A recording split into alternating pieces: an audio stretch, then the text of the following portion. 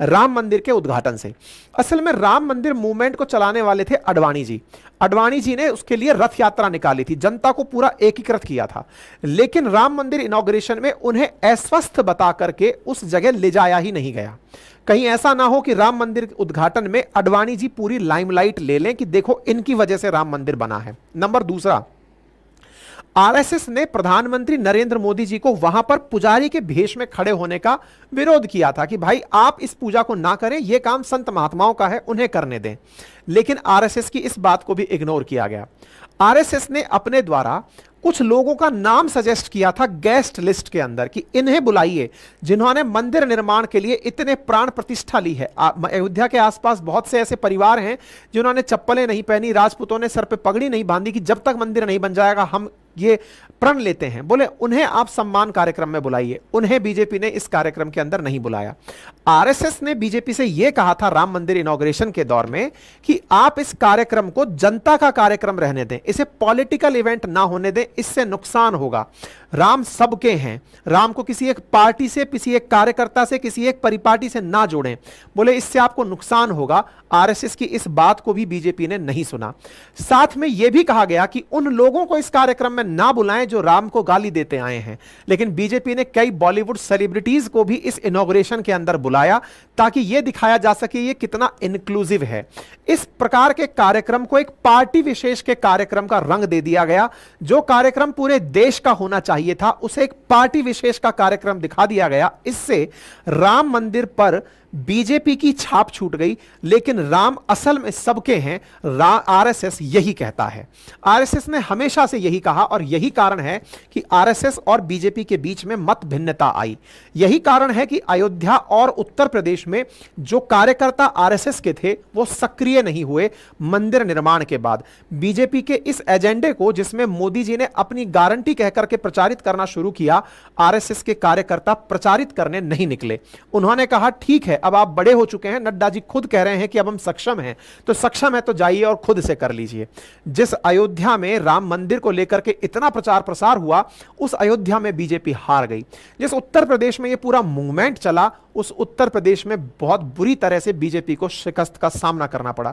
यह वो कारण है जो हाल ही में मोहन भागवत जी के बयानों से सेंस किए गए और जो ऑर्गेनाइजर नाम का जो न्यूज़पेपर है उसके अंदर लिखे गए वक्तव्यों से निकाला गया। ठीक है, तो यहां पर आरएसएस चीफ मोहन भागवत जी ने 10 जून को नागपुर के संघ के कार्यकर्ताओं के विकास वर्ग के समापन में कहा कि चुनाव राजनीतिक और राजनीतिक दलों के बारे में बात करते हुए कहा कि जो मर्यादा का पालन करते हुए कार्य करता है, गर्व करता है, किंतु लिप्त नहीं होता, अहंकार नहीं करता, वही सही मायने में सेवक कहलाता है। यह दर्शाता है कि किस प्रकार से सेवक वर्ड पर, यानी प्रधान सेवक वाली जो लाइन है मोदी जी की, मतलब एक तरह से यह कि मोदी जी को आरएसएस ने अपनी तरफ से प्रमोट किया, अब मोदी जी आरएसएस को क्रॉस कर रहे हैं, ऐसा हिंट न्यूज चैनल वाले आरएसएस चीफ की बात से निकाल रहे हैं।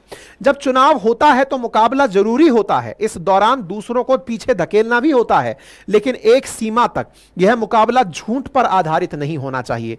यहां पर ऐसे कई बयान जिन्हें कई मीडिया चैनल्स ने झूठा बयान करार दिया, बोले इस तरह की चीजें नहीं करनी चाहिए थे। तो मोहन भागवत जी के द्वारा यह जो बात की गई, ये नागपुर में कही गई। नागपुर जहां से आरएसएस का गढ़ है, जहां से ये सारी बातें कही जाती हैं। आरएसएस जिस प्रकार से हर वर्ष अपनी बातें करता है, इस प्रकार भी मोहन भागवत जी ने इस तरह की बातें इस जगह पर कही थी। ठीक है साहब, चुनावी मुकाबला इस पर नहीं होना चाहिए। संसद में सहमति बनाने पर प्रयास होना चाहिए। विपक्ष को विरोधी नहीं प्रतिपक्ष कहिए। जैसे हर सिक्के के दो पहलू होते हैं, इस प्रकार से अगर सरकार कुछ कार्य कर रही है और विपक्ष उस पर कुछ बात बोल रहा है तो उसे विरोधी के रूप में ना लें, उसे भी एक आइडिया लें, उससे भी कुछ सीखें और उन्हें भी साथ लेकर चलने का प्रयास करें। आरएसएस चीफ के इस बयान के मायने यह समझाने में पर्याप्त हैं कि जो बीजेपी इस समय कर रही है वो अहंकार से युक्त होकर कर रही थी और उसका ही नतीजा उसे चुनाव परिणाम के अंदर भुगतना पड़ा। चुनाव ऐसे लड़ो जैसे मुकाबला नहीं युद्ध हो, चुनाव ऐसे लड़ा जैसे मुकाबला नहीं युद्ध हो रहा हो। मर्यादा का पालन करें, अहंकार ना करें, वही सच्चा सेवक कहलाता है। और तो और मोहन भागवत जी के द्वारा मणिपुर भर भी बयान दिया गया और उसमें कहा गया कि 1 साल से मणिपुर शांति की राह देख रहा है। आपको याद होगा यह मणिपुर का मामला बहुत ज्यादा उठाया गया था। बीते 10 साल में राज्य में शांति थी, लेकिन अचानक वहां गन कल्चर बढ़ गया। जरूरी है कि इस समस्या को प्राथमिकता से सुलझाया जाए। अब ये वाली जो बात आई आरएसएस चीफ की, इसके लोग मायने निकाल रहे हैं, और मायनों में सबसे बड़ा मायना यही है कि बीजेपी को जो लैंडस्लाइड विक्ट्री की अपेक्षा थी राम मंदिर बनने के बाद, अगर वो नहीं मिली, जहां पश्चिम बंगाल के अंदर इतना जबरदस्त काम संघ ने किया वो आखिरी मोमेंट पर एक्टिवेट नहीं हुआ। बीजेपी अपनी कैलकुलेशन में ये लगाती रह गई कि हम यहां पर सबसे बड़ी पार्टी बनकर उभरेंगे, वो वहां पर नहीं निकल के आए। इसके पीछे का बड़ा कारण निकल कर आया कि इन्होंने अपनी पार्टी में ऐसे लोगों को टिकट दे दिए जो पहले बीजेपी या आरएसएस को गाली देते थे, हिंदुओं को गाली देते थे, उन्हें अपनी सीट पर टिकट दे दिया। इससे लोगों का मनोबल टूट गया। इनका कहना है कि जो कार्यकर्ता आपके साथ लंबे समय से काम कर रहे थे, कहते हैं उत्तर प्रदेश में आरएसएस के द्वारा 10 लोगों का नाम सजेस्ट किया गया था टिकट बंटवारे में, लेकिन उनकी नहीं सुनी गई।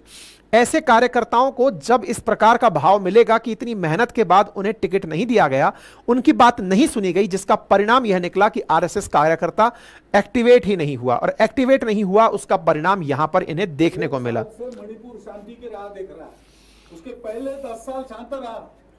मणिपुर पर इनके बयान के मायने हैं कि आरएसएस खुद यह कह रहा है कि नहीं, मणिपुर पर मामले को सुलझाना चाहिए। मणिपुर मामले पर हमने ऑलरेडी कई सेशंस किए हैं, आप जाकर अपनी पाठशाला पर सुन सकते हैं, हमने पूरा डिटेल वहां पर आपको बताया हुआ है। रहा सहा कसर इनकी तरफ से जो अखबार लिखा जाता है ना, उसने पूरा कर दिया। जेपी नड्डा जी का बयान तो काफी खतरनाक था, जिससे देखिए क्या होता है, ऐसा नहीं है कि कोई व्हाट्सएप ग्रुप हो जिससे आरएसएस जाकर तुरंत सबको कहती हो 1 करोड़ कार्यकर्ताओं को कि हां भाई कार्यकर्ताओं एक्टिवेट होने का समय आ गया है, हो जाओ। कोई स्लीपर सेल नहीं है कार्यकर्ता, विचारधारात्मक रूप से जुड़े हुए 7 लोग हैं। वो विचारधारा से जुड़े हुए लोगों का मनोबल टूटता है जब बीजेपी का चीफ ये कहते हुए पाया जाए, अध्यक्ष ये कहते हुए पाया जाए कि अब हमें आरएसएस की जरूरत नहीं है। अगर कोई ये कह दे तो आप विचार कीजिए कि वो व्यक्ति जिसने तन मन धन से पार्टी को खड़ा किया, पार्टी की विचारधारा को खड़ा किया, उसको मोहन भागवत जी के कहने का इंतजार नहीं है कि वो कहेंगे कि हां भाई आराम करो अब मत उठना। वो ऑटोमेटिक निष्क्रिय हो गया कि अब आपको मेरे काम की वैल्यू ही नहीं है तो मैं काम क्यों करूं। बोले यही कारण हुआ कि इन्होंने जिस तरह से ये बातें कही कि भाजपा को आरएसएस के समर्थन की जरूरत नहीं है, नड्डा जी का अध्यक्ष पद जाना तय है। और अगर बीजेपी इस बात को समझती है कि आरएसएस की नाराजगी का उन्हें नुकसान भुगतना पड़ा है, तो ये कयास लगाए जा रहे हैं कि किसी और संघ के बड़े कार्यकर्ता, नाम सबसे ऊपर बीएल संतोष जी का चल रहा है, सुनील बंसल जी का चल रहा है, कि उन्हें बीजेपी का अध्यक्ष बनाया जा सकता है अगर इस बात का नुकसान जो हुआ है उसे कवर करना हो तो। ठीक है, तो ये सारी बातें निकल करके आई। अच्छा, अब ये वो है ऑर्गेनाइजर करके, वॉइस ऑफ द नेशन करके आरएसएस का मुखपत्र है, यानी कि एक तरह से कहिए कि जैसे चीन का ग्लोबल टाइम्स है ना, एक तरह से इनका अखबार है आरएसएस का। उसमें ये प्रॉपर बात लिखी गई। क्या लिखा गया कि Lok Sabha 2024 verdict is indicator that BJP need to go in course correction, कि अब बीजेपी को फिर से सोचने की आवश्यकता है। The result did not go adequately in its favour due to multiple reasons. Thankfully, it has the honesty to accept its shortcomings and take corrective actions. BJP को सोचने की आवश्यकता है कि उसने ऐसी क्या गलतियां की थी।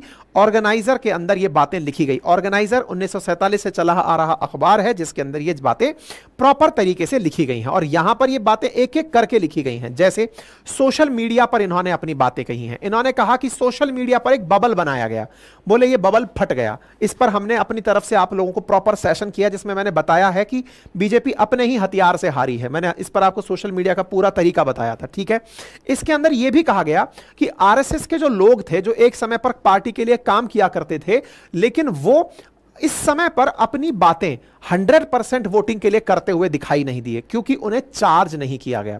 इसी प्रकार से ओवर कॉन्फिडेंस और लिथार्जीपना, यानी कि यह सोच लिया गया था कि जब राम मंदिर बना दिया है, बीजेपी ने कहा कि हमने तो अपनी तरफ से राम मंदिर बना दिया है, इस काम के मूवमेंट को अगर आपने खुद से अपने हाथ में ले लिया तो यह आपके ओवर कॉन्फिडेंस को दर्शाता है। और ये जो ओवर कॉन्फिडेंस है और साथ में यह वाली लाइन बोल देना कि आएगा तो मोदी ही और अब की बार 400 पार, इसने ओवर कॉन्फिडेंस ने आप लोगों के जो डेडिकेटेड वर्कर्स हैं उनके रिकॉग्निशन को खत्म कर दिया। वर्कर आपके काम को पहचाने ही नहीं। इसी प्रकार से जो नेता हैं वो इतने ज्यादा बिजी हैं कि वो किसी का फोन नहीं उठा रहे हैं, किसी की बात नहीं कर रहे हैं। Why are BJP elected MPs and minister always busy? Why they never visible in their constituencies? वो अपने क्षेत्र में दिखाई नहीं पड़ते हैं। उनको कोई मैसेज कर दिया जाए तो उसका जवाब